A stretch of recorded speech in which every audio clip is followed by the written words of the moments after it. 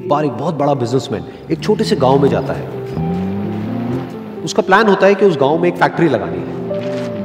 वो एक ऐसी जगह तक पहुंच जाता है जहां पर उसके सामने नदी होती है और उसके सामने गांव होता है। अब उसके पास में दो ऑप्शंस होते हैं। एक कि वो सड़क के रास्ते से घूम करके उस गांव तक पहुंचे, जिसमें करीब करीब 8 घंटे लगेंगे क्योंकि डायरेक्ट कोई रास्ता नहीं है वहां तक पहुंचने का। दूसरा कि सिर्फ 20 मिनट में एक नाव में बैठ करके उस नदी को पार करके उस गांव तक पहुंच जाए।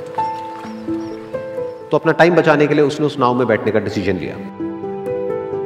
वो नाव बहुत ही छोटी सी थी, जिसमें एक तरफ एक आदमी बैठा था जो कि नाव चला रहा था और दूसरी तरफ ये बिजनेसमैन बैठा हुआ था। तो नाव में बैठने की थोड़ी देर बाद उस बिजनेसमैन ने उस नाव वाले से पूछा, तुझे पता है तेरी नाव में कौन बैठा है? तो नाव वाले ने बड़े ही भोलेपन से कहा हाथ जोड़ करके, नहीं साहब मुझे नहीं पता आप कौन है। तो बिजनेसमैन बोला, अरे तू अखबार नहीं पढ़ता है क्या? हर दूसरे दिन मेरी फोटो आती है अखबार में।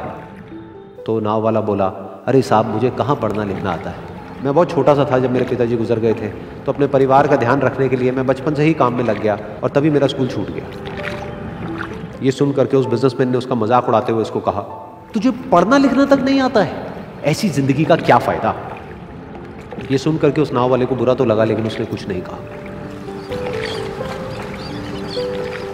थोड़ी देर बाद वो बिजनेसमैन उस नाव वाले से बोला, अभी कुछ ही दिन बाद ये जो सामने तू जमीन देख रहा है, यहां पर मेरी एक बहुत बड़ी फैक्ट्री होगी जहां पर हमारे ब्रांड की मिनरल वाटर की बॉटल्स बनेगी। उस नाव वाले को बात समझ नहीं आई। उसने कहा, क्या बनेगा साहब? तो बिजनेसमैन थोड़ा सा इरिटेट होकर के बोला कि हमारे यहाँ पर पानी की बोतलें बनेंगी जो तेरे गांव में नहीं बिकेगी लेकिन शहरों में बहुत बिकती है। अरे कभी तू शहर गया होगा तो तूने देखी होगी पानी की बोतलें रखी होती है दुकानों पर। फिर वो नाव वाला बोला, अरे साहब मुझे कैसे पता होगा, मैं तो कभी इस गाँव से बाहर गया ही नहीं।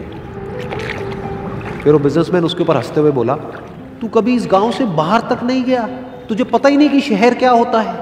अरे ऐसी जिंदगी का क्या फायदा? उसकी ये बात सुन करके उस नाव वाले को सच में लगने लगा कि मेरी जिंदगी शायद किसी काम की नहीं है। अपनी सोच की वजह से उसका नाव से ध्यान हटा और तभी नाव की टक्कर हो गई एक बड़े से पत्थर से, जिसकी वजह से नाव में पानी भरने लगा और नाव डूबने लगी। उस जगह पर पानी बहुत ही गहरा था और किनारा दूर था।